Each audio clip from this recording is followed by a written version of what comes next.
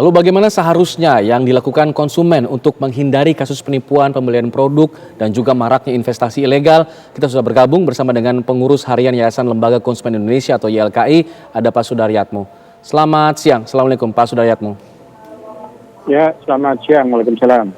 Pak Sudaryatmo, lagi marak investasi ilegal yang menimbulkan banyak kerugian sampai hampir tadi dikatakan PTK menyebut ada hampir setengah triliun lebih begitu. Lalu kemudian ada penipuan jam tangan mewah juga.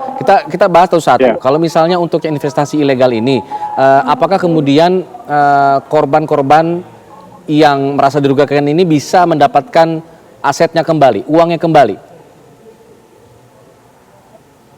Ya, terima kasih. Jadi kalau berdasarkan kasus-kasus yang sudah ada, ini tuntutan konsumen untuk mengembalikan uang yang telah disetorkan itu akan sangat tergantung bagaimana korban itu menginventarisasi aset yang masih ada. Itu satu itu. Yang kedua, instrumen hukum yang bisa dipakai itu ada dua. Pertama adalah mengajukan gugatan kepailitan di pengadilan niaga. Seperti ini kasus Cipaganti. Cuma dalam kasus gugatan pengadilan niaga itu juga ini lagi-lagi akan sangat ditentukan bagaimana konsumen melalui kuasa hukumnya itu bisa menginventarisasi aset yang masih ada. Masih ada kan, kalau di pengadilan niaga kan dari aset tadi nanti dibagi konsumen yang mengajukan klaim. Nah, pada umumnya memang aset yang bisa dikumpulkan itu nilainya jauh lebih sedikit dari tuntutan atau klaim konsumen dari uang yang dibayarkan. Iya, Pak Sudaryatmo. Yang kedua itu Ya, kalau untuk mengajukan kepailitan, mengurus ke pengadilan niaga itu memang harus korban semua yang mengurus semua begitu, menginventaris semuanya. Ya kan rata-rata begini, rata-rata kan korbannya itu kan bersifat massal kan gitu. Iya.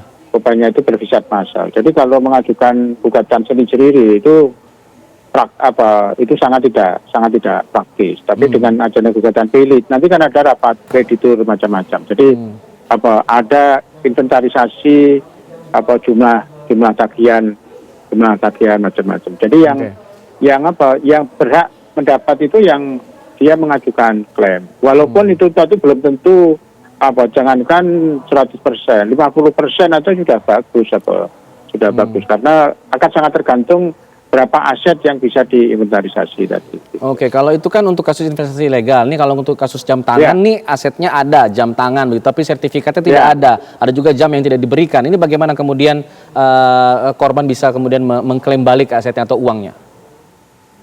Ya, kalau jam tangan menurut saya konstruksi perkaranya lebih simpel karena satu, korbannya hanya sifatnya individual, termasuk juga pelaku usahanya juga teridentifikasi ya. Jadi di sini memang ada dua. Pertama, kalau ada indikasi kriminal ya tadi dilaporkan ke polisi. Selain pidana itu juga secara perdata kalau terbukti ada citra janji atau perbuatan melawan hukum, konsumen juga bisa menuntut ganti rugi kepada penjual dalam hal ini gitu. Meskipun ini perusahaan luar negeri misalnya? Ya, memang itu nanti sangat tergantung dari dokumen-dokumen yang ada, apakah di dalam dokumen jual beli tadi itu diatur terkait dengan jurisdiksi hukum gitu loh, jurisdiksi hukum. Tapi kalau itu transaksinya terjadi di Indonesia, itu mestinya bisa dimintai pertanggungjawaban di Indonesia. Walaupun itu nanti akan kesulitan apakah pelakunya itu punya badan hukum atau punya perwakilan di Indonesia. Jadi posisinya di Indonesia itu apakah dia hanya sebagai punya status yang bisa dimintai pertanggungjawaban. Menjadi persoalan kalau dia di sini hanya sebagai sales saja, sementara yang bisa dimintai pertanggungjawaban itu kantor induknya misalnya di luar negeri kan. Jadi kalau kasusnya seperti ini akan lebih sulit lagi untuk mengakses ke kantor induk meminta ganti rugi. Kalau bisa ganti rugi uang misalnya, karena kan jumlahnya miliaran rupiah besar, misalnya ia tidak mau kembali lagi, jamnya tidak ada sertifikat, ya ingin kembalikan uangnya saja balik gitu. Ya, ya salah satu pihaknya ya itu tadi uang dikembalikan. Cuma itu nanti juga sangat ditentukan konsumen bisa melakukan inventarisasi aset yang ada yang dimiliki oleh penjual kan gitu. Susahnya kan kalau dari nilai penjualan tadi itu uangnya sudah dipindah tangankan kepada pihak ketiga, ini menjadi secara teknis aset yang bisa diinventarisasi itu sudah tidak sesuai nilainya dengan nilai transaksinya, ini yang secara hukum pasti akan menimbulkan persoalan. Artinya memang cukup rumit untuk pengurusannya, tapi memang masih memungkinkan untuk dicari kembali begitu ya, Pak Sudaryatmo? Ya. Jadi yang kedua tadi ada beberapa konsumen yang dia juga kan ini rata-rata investasi ilegal.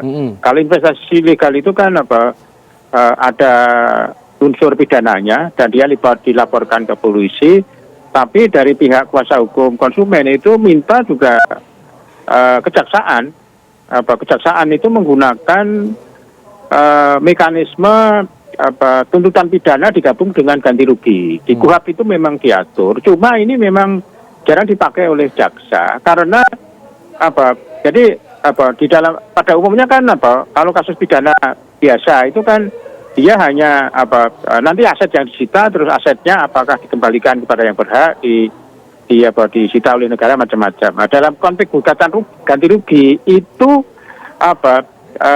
jaksa itu juga ini jadi tuntutannya itu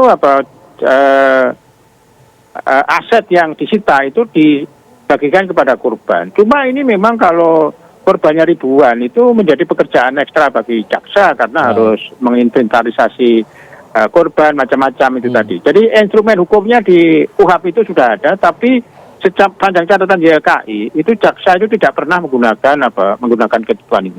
Dan ini sebenarnya secara konsepsi itu lebih praktis karena tidak hanya dituntut pidananya, tapi juga di aset yang disita itu dibagi kepada yang berhak korban gitu.